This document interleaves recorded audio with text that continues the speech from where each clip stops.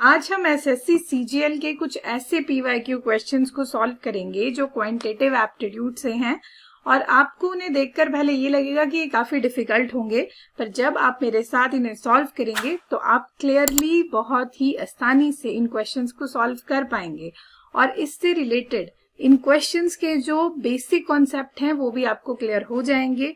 और इसमें मैंने कुछ ऐसे स्टेप्स भी बताए हैं, अगर आप उन स्टेप्स को सिंप्लीफिकेशन के क्वेश्चंस में अप्लाई करो तो आप किसी भी क्वेश्चन को सॉल्व कर सकते हैं।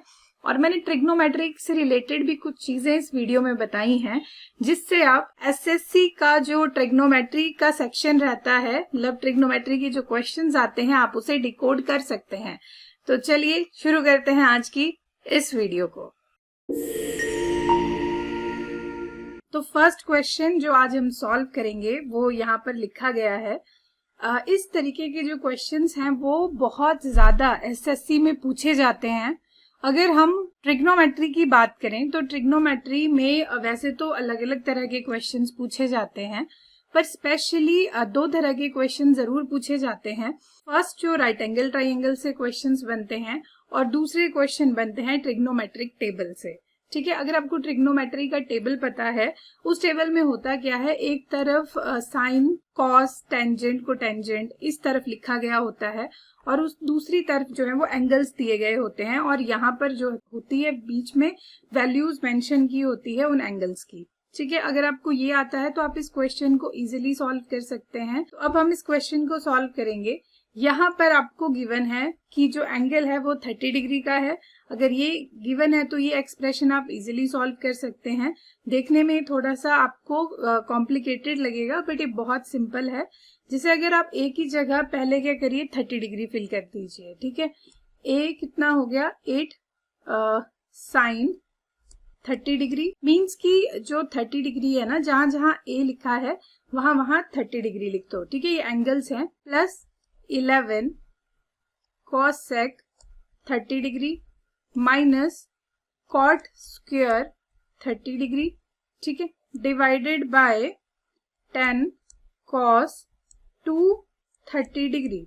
ठीक है, 2 30 डिग्री है, इट मीन्स कि यहाँ क्या बनेगा, ये बन जाएगा आपके पास 60 डिग्री। ठीक है, मतलब 2 टाइम्स करना है आपने एंगल का, तो ये बन जाएगा 60 डिग्री। कितना बन गया, cos 60 डिग्री। क्लियर है यहाँ तक? तो अब इन एंगल्स की वैल्यू फिल करनी है। तो साइन थीटा अगर हम देखें 30 डिग्री पर थीटा की वैल्यू क्या रहती है, 1/2। ठीक है, तो यहाँ क्या भरेंगे, 1/2। ये क्या बन जाएगा, 8 into sine 30 degree. Sine 30 degree होता है 1/2। नेक्स्ट है प्लस 11। अब है कॉसेक 30 डिग्री। ठीक है, कॉसेक अगर हम 30 डिग्री को देखें, इसका ऑपोजिट, ठीक है, ये हो जाएगा 2। ठीक है, कॉसेक 30 डिग्री की वैल्यू होती है 2, यहाँ पे 2 फिल कर दीजिए। और नेक्स्ट है कॉट। ठीक है, तो कॉट 30 डिग्री की जो वैल्यू रहेगी वो होती है √3। ठीक है, तो यहाँ पर क्या आ जाएगा, √3 का स्क्वायर। ठीक है, कॉट का स्क्वायर है। ठीक है, तो क्या आ जाएगा, √3 का square divided by 10 into cos 60 degree की बात हुई है यहाँ पर, तो cos 60 भी होता है 1/2। अब फर्दर इसे जस्ट सिंप्लीफाई करना है और इजीली आपका आंसर निकल जाएगा। ठीक है, तो अगर हम इस एक्सप्रेशन को सॉल्व करें, अब ये सिंपल सिंप्लीफिकेशन में कन्वर्ट हो चुका है। अब यहाँ पर आपको इसे सिंपली सॉल्व करना है। तो ये क्या बन जाएगा, अब ये बन जाएगा, पहले हम इसके सॉल्व करते हैं, तो ये क्या बन जाएगा, 4। यहाँ आ जाएगा 4 प्लस, अगर इसे हम सॉल्व करें तो 22 माइनस यहाँ से √ और 2 ये कैंसिल, तो बन गया 3। ठीक है, और नीचे क्या आ जाएगा, नीचे आ जाएगा 5।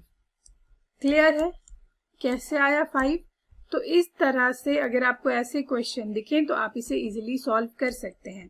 फर्दर ये क्या बन जाएगा, 26 माइनस 3/5 यानी 23/5। ठीक है, और अगर इसे मिक्स्ड फ्रैक्शन में अब चेंज करना है, ये सिंपल फ्रैक्शन है तो इसे डिवाइड कर लो। अगर आप 23 डिवाइडेड बाय 5 करोगे तो कितना आ जाएगा, 5 4 कितना होता है 20, नीचे बच गया 3, तो ये क्या बन जाएगा, ये बन जाएगा 4 3/5।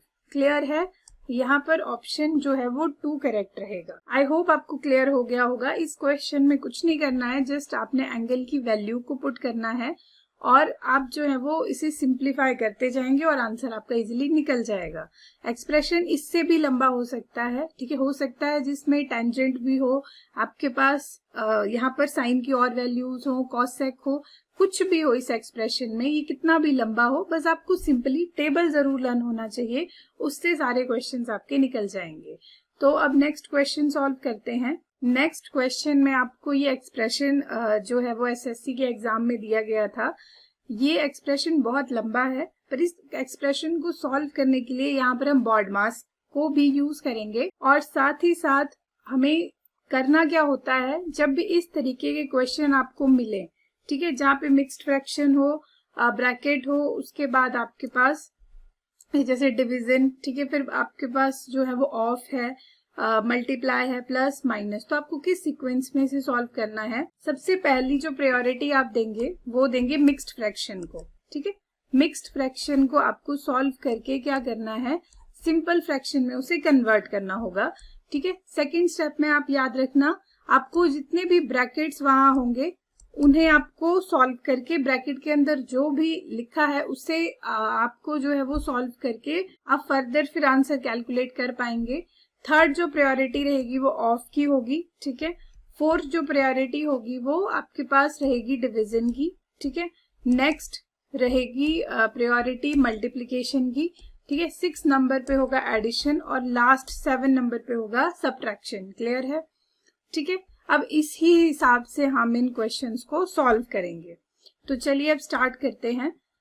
इस क्वेश्चन को सॉल्व करने के लिए पहले हम जो ऊपर दिया गया है यानी न्यूमिनेटर, ठीक है, पहले हम उसको सॉल्व करेंगे, उसके बाद हम डिनोमिनेटर को सॉल्व करेंगे, ठीक है। तो यहाँ पर न्यूमिनेटर ऊपर वाला और नीचे वाला क्या होता है, डिनोमिनेटर। तो न्यूमिनेटर में सबसे पहले क्या करना है, जितनी भी मिक्स्ड फ्रैक्शंस हैं उन्हें सिंपल फ्रैक्शन बनाओ, ठीक है। क्लियर है। तो और सिंपल फ्रैक्शन कैसे बनाएंगे, एक मैं सॉल्व करती हूँ, फर्दर हम एज इट इज लिखेंगे। जैसे 4 1/3 है, ठीक है, तो यहाँ क्या करना है, इसको सॉल्व करने के लिए इन दोनों को क्या करना है, मल्टीप्लाई करना है। जो भी आंसर आएगा उसमें ऊपर वाले को प्लस करना है। क्लियर है। जैसे यहाँ पर 4 × 3 कितना होता है, 12 होता है, ठीक है। तो 12 + 1 कितना बन जाएगा, ये 13/3 और नीचे वाला 3 एज इट इज ही रहेगा। जो भी वैल्यू आएगी वो न्यूमिनेटर में लिखनी है, ठीक है, ये डिनोमिनेटर ही रहेगा। क्लियर है। तो अब नेक्स्ट हम इन्हें सॉल्व करके डायरेक्टली फिल करते हैं, ठीक है। तो ये क्या बन गया, 4 3 = 12, 12 + 1 कितना हो गया, 13/3 प्लस 3 × 3 कितना हो गया, 9, 9 + 1 10/3, ठीक है। फिर मल्टीप्लाई है तो 5 × 1 कितना हो गया, 5, 5 + 4 कितना हो गया, 9/3, सॉरी 9/5, यहाँ पर 5 है नीचे, ठीक है।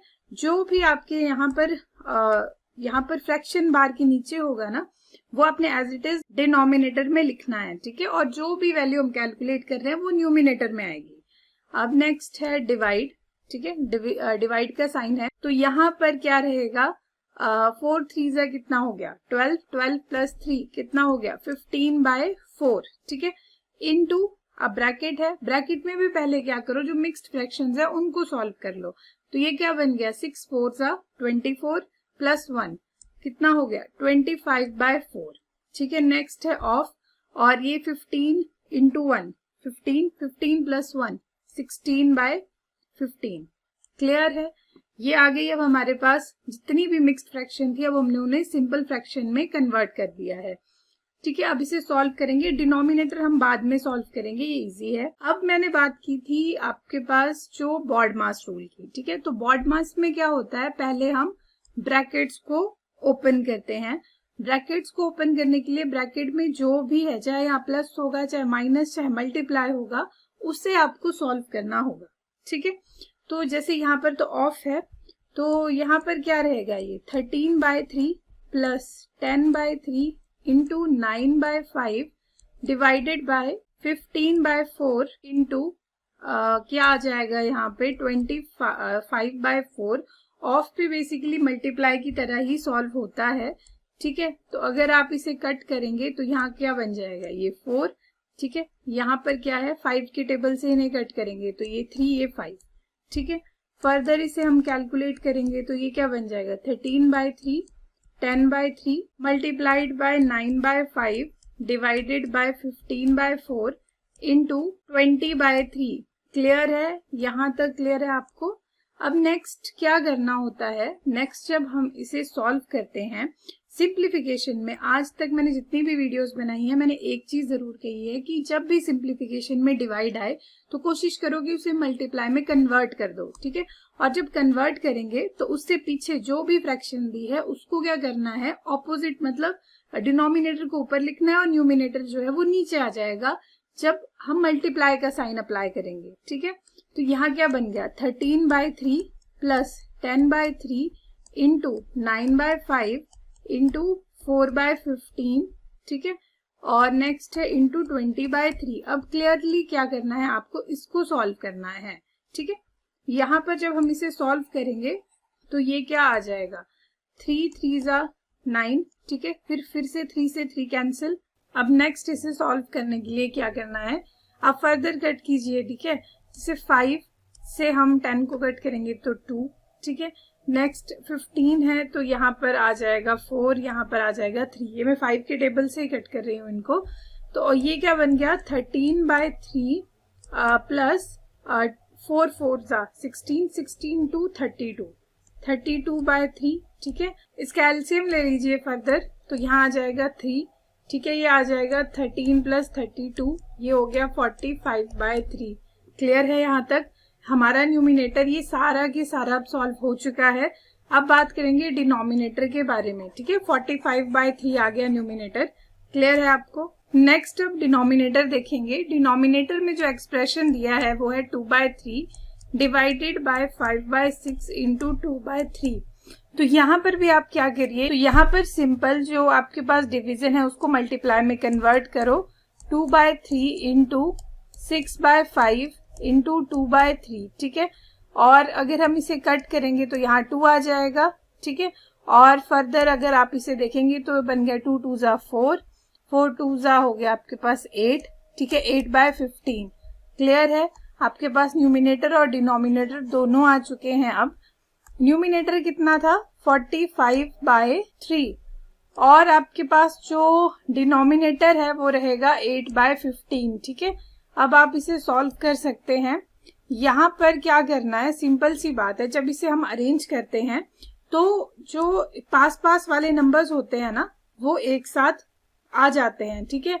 जैसे 45/3 इंटू क्या बन जाएगा, ये 15/8, ठीक है। अब आप इसे सॉल्व कर सकते हैं। अगर आप देखेंगे ये 5 हो जाएगा, मल्टीप्लाई कर लो तो कितना बन जाएगा, ये 225/8, ठीक है। क्लियर है यहाँ तक। और अगर हम इसे फर्दर सॉल्व करें तो ये बन जाएगा 225, ठीक है, डिवाइडेड बाय 8। अब ये सिंपल फ्रैक्शन है, यहाँ पर इसको मिक्स्ड फ्रैक्शन में कन्वर्ट करना है तो कर लीजिए। 8 2 कितना हो गया, 16 हो गया, ठीक है। 16 है, माइनस करेंगे तो यहाँ पर क्या आ जाएगा 5, ठीक है। 8 8 कितना होता है, 64 होता है, यहाँ आ गया 1। क्लियर है, तो इसका आंसर है 28 1/8। ओके, क्लियर है। ये ऑप्शन यहाँ पर है, या ऑप्शन 1 यहाँ पर करेक्ट रहेगा। आई होप आपको आज के ये क्वेश्चन समझ आए होंगे। ट्रिक्स बात की बात है, पर डिटेल में कॉन्सेप्ट्स पता होने चाहिए और आपका जो कैलकुलेशन करने का स्पीड है वो भी अच्छा होना चाहिए, ठीक है। तो मिलते हैं हम नेक्स्ट वीडियो में, तब तक के लिए थैंक यू।